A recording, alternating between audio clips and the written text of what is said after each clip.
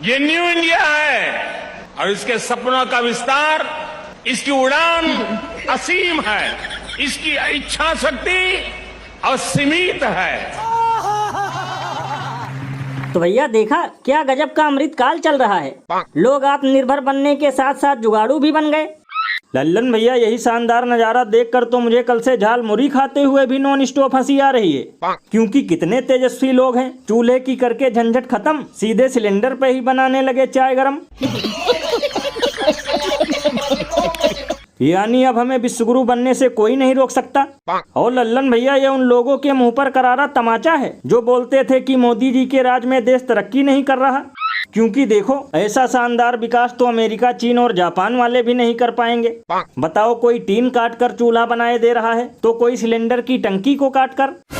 भैया इसीलिए तो लोग घनघोर बेइज्जती करते हुए ये कहते हैं कि जब महंगाई बन रही है हर दिन डायन, तो फिर काहे नहीं खोजेंगे देशवासी ऐसी ऐसी डिजाइन। ये बड़ी अच्छी बात कही आप।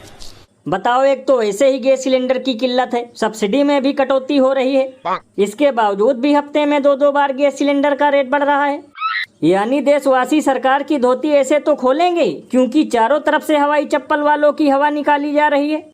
ये बिल्कुल सही कहा आपने। वैसे भैया जिस हिसाब से आजकल पेट्रोल डीजल का रेट बढ़ रहा है, देखना बहुत जल्द ही लोग ऐसी सुपर बाइक भी निकालेंगे। अरे रुको जरा, सब्र करो। और भैया सिर्फ यही नहीं, महंगाई से ज्यादा तो गोदी मीडिया के चापलूसों की बेशर्मी बढ़ती जा रही है। देखेगा, घबराना नहीं। यहाँ इन आंकड़ों को भी देखना होगा कि भारत में सब्सिडी वाला सिलेंडर 642 रुपए का है और बिना सब्सिडी वाला सिलेंडर 942 रुपए का। ये कीमतें Pakistan, Nepal, Bangladesh, Sri Lanka, America, Australia, Canada में मिलने वाले गैस सिलेंडर से कम है। तब तो लल्लन भैया ये तो वही बात हो गई कि पति मरे तो मरे लेकिन सौतन विधवा होनी चाहिए। यानी देश में महंगाई है तो क्या हुआ, दूसरे देशों की भी हालत खराब है। अरे बाप रे, ये तो धोती खोल रहा है। लल्लन भैया कभी कभी तो मुझे सीधे इन लोगों को गाली देने का मन करता है। मतलब महंगाई इतनी है कि पुलिस वाले चोरी कर रहे हैं, किसान किडनी बेच रहा है, गरीब की थाली में सिर्फ नमक रोटी है, लेकिन फिर भी ये नमूने ये कह रहे हैं कि दूसरे देशों के मुकाबले सब चंगासी।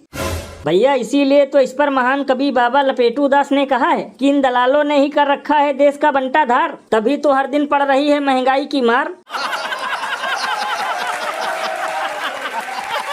यानी भैया अगर कल को पत्ते पहनने की नौबत आ गई तो उसे भी ये चापलूस ये कहकर डिफेंड करेंगे कि दूसरे देशों में तो इसे फैशन के तौर पर पहना जाता है, तो फिर हमें पहनने में क्या दिक्कत है। ये बिल्कुल सही कहा आपने। वैसे भैया अगर इसी प्रकार से महंगाई बढ़ती रही तो कुछ दिनों बाद देश की हालत ठीक ऐसी हो जाएगी। ओ कैमरा महाशय, इस ओर कर दो कैमरे को। वाह क्या सीन है, मुझे क्रेडिट नहीं चाहिए। वाह क्या सीन है।